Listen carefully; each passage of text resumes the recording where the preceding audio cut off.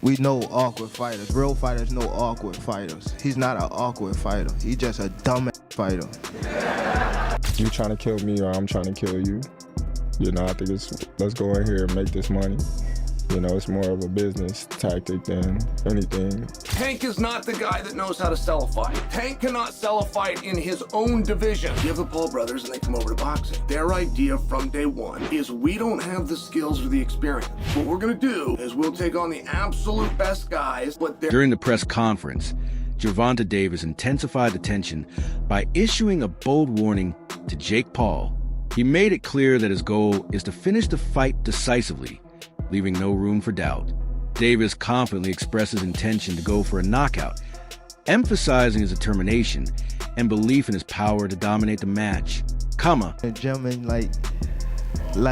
yeah. When somebody first come in the gym and they've been coming for like a little minute, so they think they nice now. They ain't get all the everything down pat, but that's how he fight. I don't think he's an awkward fighter. Awkward is somebody, I don't want to call them names, but awkward is different from him. He's not awkward. We know awkward fighters. Real fighters know awkward fighters. He's not an awkward fighter. Eddie Hearn didn't hold back when discussing the unconventional bout between Gervonta Davis and Jake Paul. He emphasized the stark contrast between authentic boxing and spectacle-driven events, categorizing this fight firmly in the latter. In his view, the matchup isn't about skill or legitimate competition, but rather a flashy production aimed at grabbing headlines. Hearn even found humor in the pairing, cautioning fans not to confuse such exhibitions with elite-level boxing.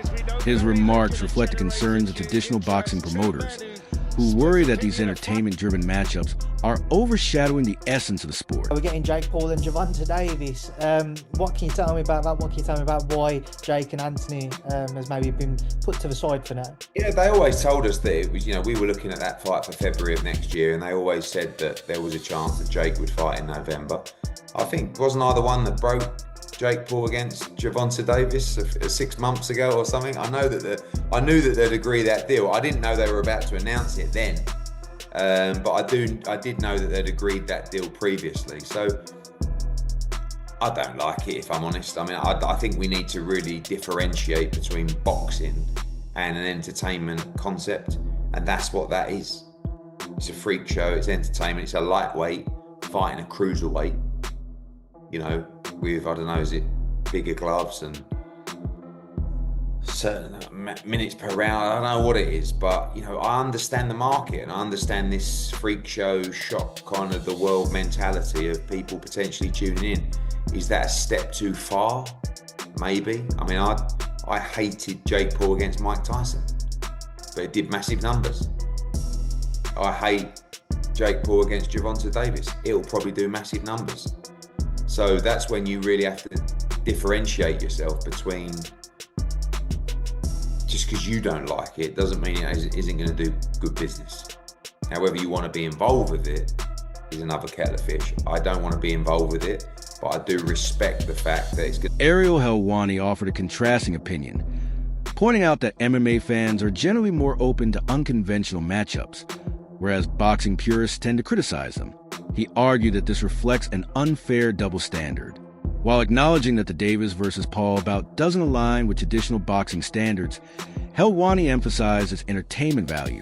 He suggested that this fight shouldn't be held to the same criteria as a title match or a sanctioned competition, but rather viewed as a one-off exhibition. In his view, if fans of other combat sports can embrace spectacle-driven events, boxing audiences should also be willing to appreciate this kind of matchup without excessive backlash. Generally, I'm sure it'll be a little bit closer, maybe 200 to 150. How much bigger can Tank get? Why would that be somewhat celebrated in MMA, but in boxing it isn't? You know what I mean, Pizzi? In MMA, we sort of love the freak shows, but in boxing they don't. Why do you think that is? What does that say about us in MMA? Well, we're a sick bunch of fucks. There's no doubt about that. But I will say, you agree, right, or no? Yeah. The idea of the MMA freak show is everybody coming together and saying, "Oh, we're gonna watch a freak show. This is what this is. We know what this is. It is absolutely mental what we're gonna watch here." I think where people get annoyed with Jake is like, he even got me. You know what I mean? This guy is the greatest outrage farmer of all time. I saw his tweet and I was like, reading it, you know what I mean? And I was like, well, this is exactly what he fucking wants me to do. Like this is every time I'm doing this, he's in the game of getting eyeballs, and this is ridiculous. As long as why do I like an MMA freak show? Why would I watch Eddie Hall in an MMA fight against Dylan Dennis? I'd be like, this is fucking ridiculous, and I have to watch it. That's the way I feel about Jake Paul and Davis. I will watch it. It's ridiculous. You know what I mean? It's all of us getting together to go to the circus for the evening.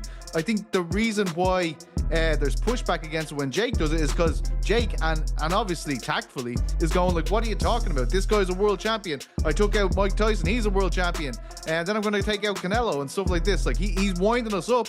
He's not agreeing to the stipulation that we're all agreeing on, which is this is a freak show. This is absolutely mental. As long as we can agree with that, we can all... One of the biggest discussions surrounding this exhibition fight is a noticeable size difference between Gervonta Davis and Jake Paul. Davis typically fights at lightweight, whereas Paul competes closer to cruiserweight division, creating a significant weight disparity. This mismatch has fueled speculation that the bout might be prearranged. Some analysts suggest that no matter the outcome, Jake Paul stands to gain more. A win against Davis could boost his credibility as a serious fighter, while a loss for Davis might be dismissed due to the size gap. These concerns have only intensified rumors that the matchup is designed to advance Paul's boxing profile, rather than serve as a fair contest.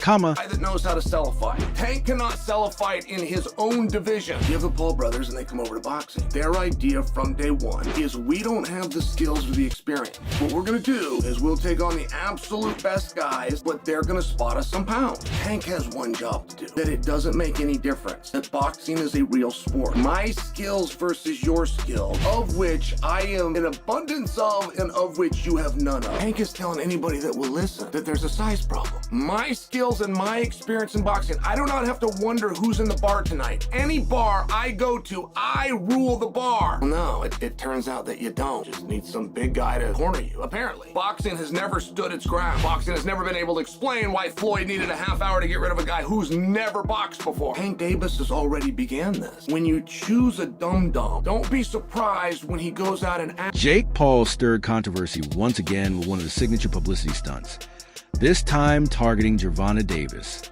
In a video that quickly made the rounds online, Paul destroyed a custom-made cake resembling Davis, clearly intended as a mockery.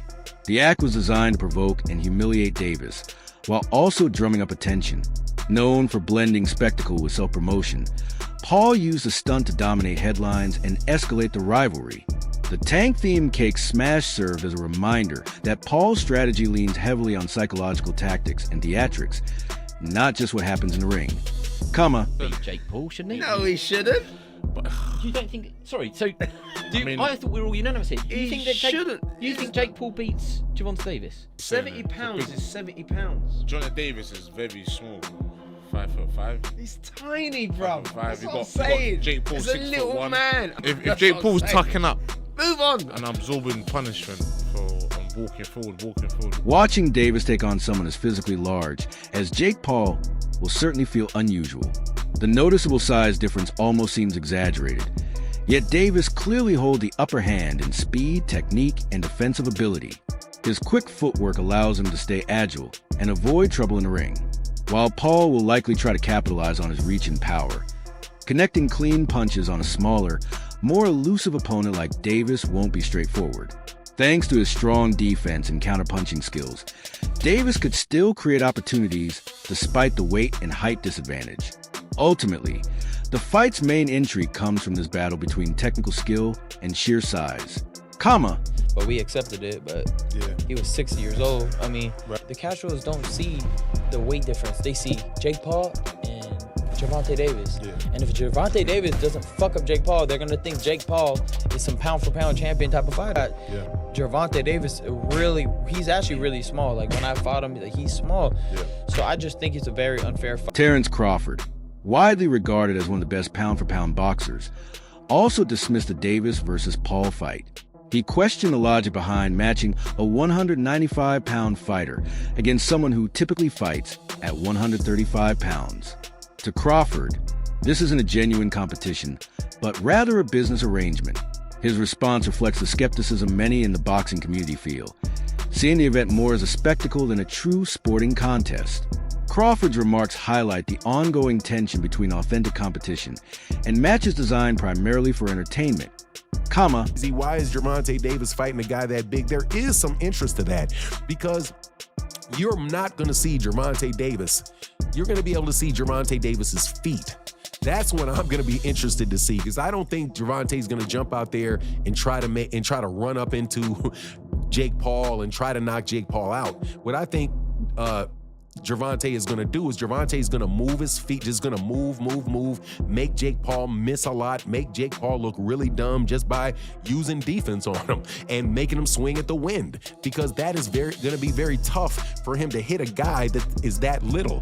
If you play basketball, for example, and you are a tall 6'1" guy and you try to stand in front of some 5'8", real quick 5'8" guy, trust me, their first steps they are going up out of there, those little teeny weeny dudes. So that's going to be very fun and interesting to watch how that goes down. Now on the other side, you know what Jake Paul's going to do. He don't have no consciousness. He doesn't have a conscience about what he's trying to do. He's going to go in there try to hurt a 60-year-old Mike Tyson. He don't care. He wanted to Nate. He's way bigger than Nate Jones when he fought Nate Jones. You think he didn't care about hitting Nate Jones upside the head? He's definitely going to be looking to try to get as much as he can get off on Gervonta Davis. And I see him trying to run up on him, trying to maul him, trying to grab him, trying to club him, trying to do all kind of craziness, man. And it's going to be interesting. It's going to be an interesting thing to watch. Now, let me tell you what I really hope, and I haven't seen for this particular card, but I know that I know it's going to be good, which is the undercard.